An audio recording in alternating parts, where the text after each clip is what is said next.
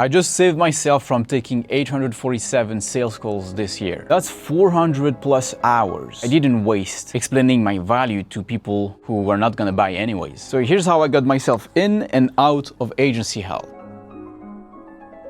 I'm gonna tell that story using South Park's framework to make it a bit more entertaining. So I got wrecked by the crypto bear market. Therefore, my girlfriend helped me find a 9-to-5 job. Got a 3-month contract. We were a big team working in the biggest tower in the city, kind of like in the Matrix. But 3 months isn't a lot of time. I better prepare myself. Therefore, I started an agency based on the content skills I had. After working for only a month at this job, I got a call from work. I was fired. No job, no money, and that anxiety coming up my throat. You know that one, right? But 2 hours later, I get a Stripe notification, and then another one. I made $1,800 that day, the day I was fired. Therefore, my friend and I made a pact. Let's go to Southeast Asia if we reach 5K monthly recurring revenue with our agencies. 60 days later, I reached just over 10K recurring profit. We're ready for Asia, starting with Bali and then Bangkok, where we get an office in what we call the Top G Tower. The tower looked like a G. But scaling season began. Calls every day, stuck in front of my screen, at times dictated by strangers. I was making more money than ever, scaled to 20K, but it seemed like I was back in another kind of slave job, in the big tower again. Therefore, I thought more revenue would solve everything.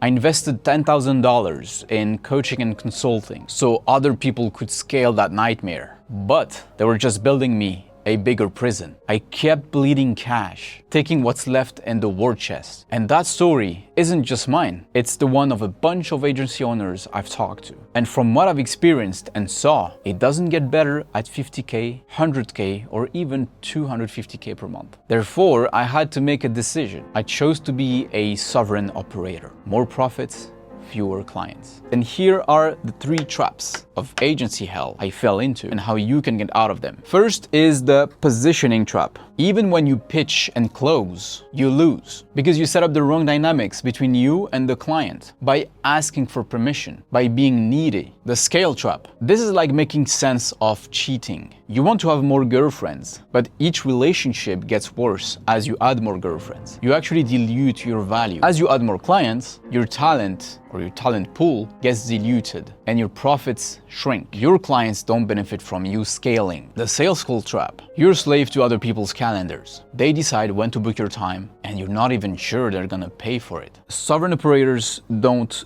do it this way. Instead of chasing client after client after client, they trade skills for clients. Client work gives them systems which they trade for customers. And this creates stories they share to attract consumers. And here's the magic flywheel. Consumers help them get more customers, which makes it easier to convert them into clients. And the cycle continues. All without more calls, more outreach, more ads, or whichever unsustainable way to acquire clients. Now, I don't want to make this too long, so I've put the exact steps into a free training for you to get in and out of agency hell as a sovereign operator. Link is below. What's my selfish interest here? No, I don't want to help 1 million entrepreneurs escape the rat race or whatever. I'm not a saint. I want to build real life's John Wick's Continental Canal network. We already started in Argentina, in Dubai, in Bali, and I wish to have more qualified people join our ranks. So stop making your clients richer and start